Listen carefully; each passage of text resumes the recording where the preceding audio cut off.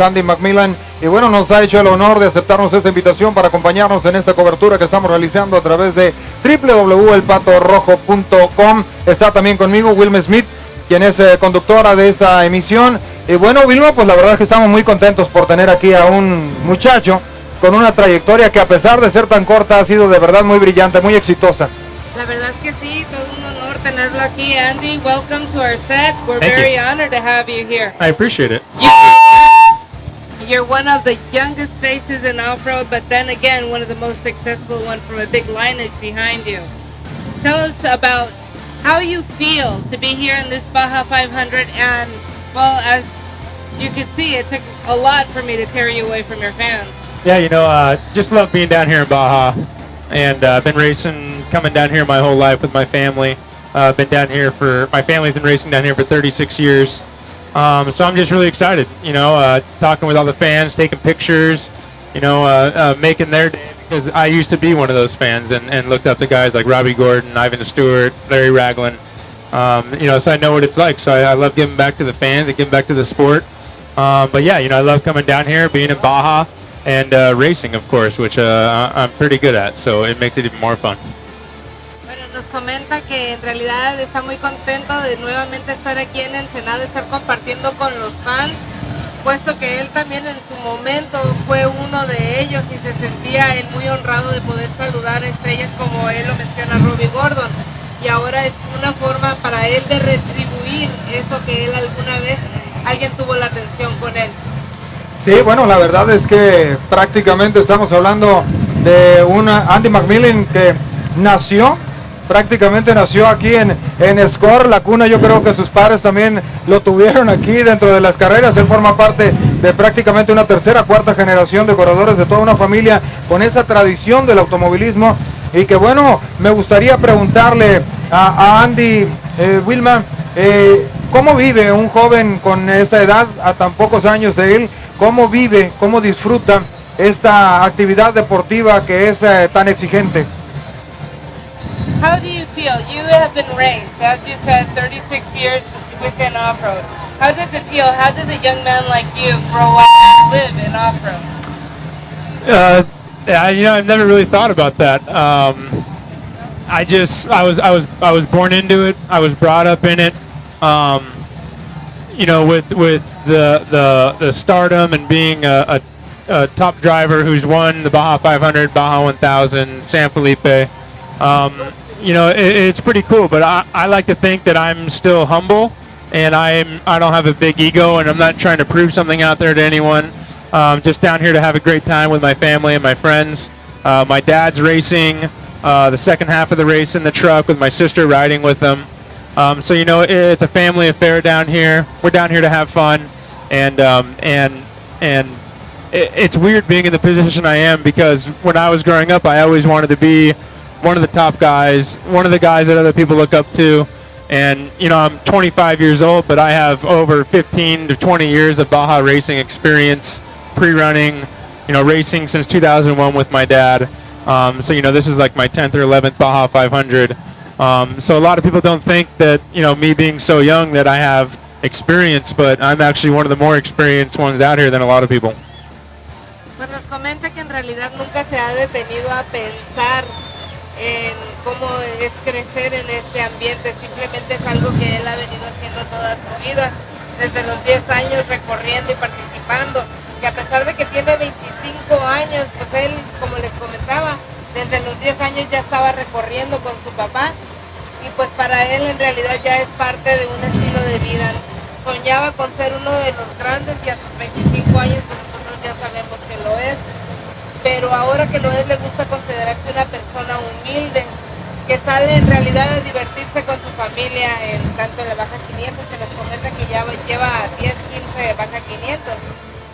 Cuando sale es un asunto familiar. En esta ocasión, la segunda parte de la carrera la estará corriendo su papá y como copiloto su hermana, Jessica, right? Yep, Jessica.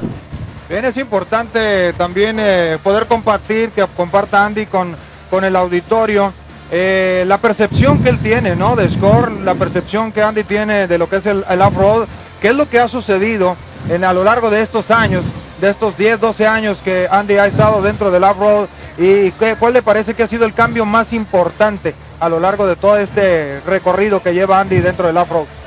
Well, being in the business from 10 to 12 years, well, you would have a good perception of how off-road has been developing, how it's changed. Score, the Baja 1000, the Baja 500. How has it changed? What would you say is the most important change in this evolution? Well, there's a couple things on the vehicles that have changed. The shocks, the tires. We run 39-inch tires now. When I was getting started, it was 35-inch tires, 37-inch tires were like big and monstrous. Yeah.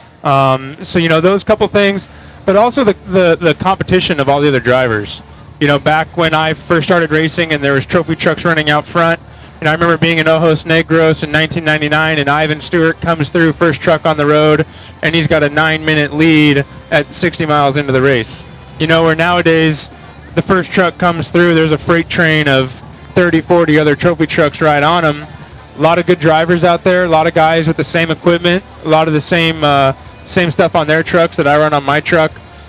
So back then in the good days, I like to call it, when Raglan and Ivan and the Simons and all them were racing, everyone had their own truck, and everyone's truck was different. Everyone built their own vehicle. Whereas now, you have Geyser, you have Racer, you have all these guys building these trophy trucks for customers and making a business out of it. Where back in the day, it wasn't the businessman who had some money to go play in the desert with his fan. It was more of a profession back then.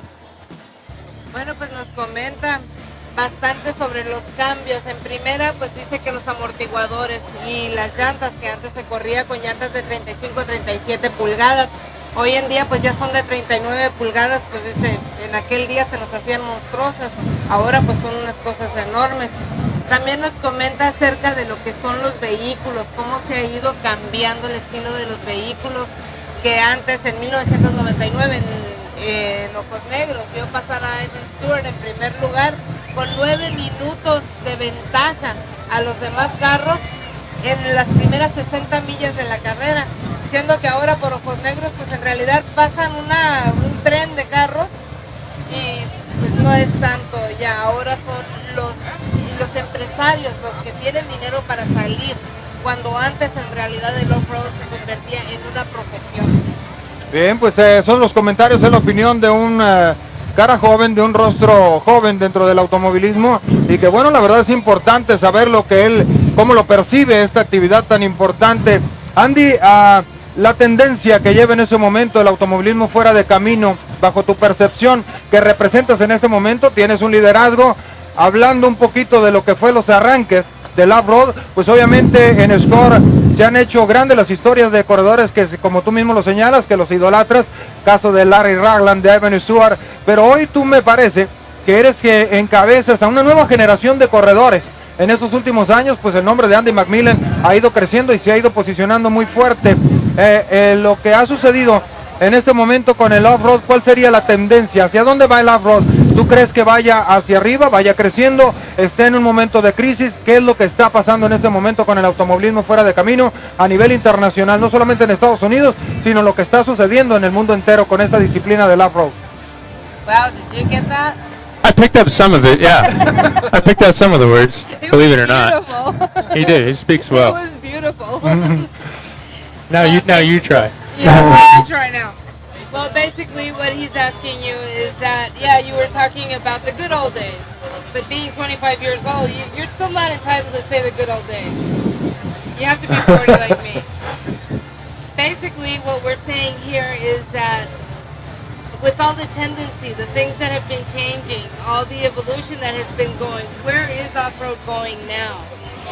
Seeing in this point that you're one of the pointers, you're one of the top faces in off-road right now, where do you think this is going? Not only here in Mexico, but worldwide, because off-road has definitely grown a lot.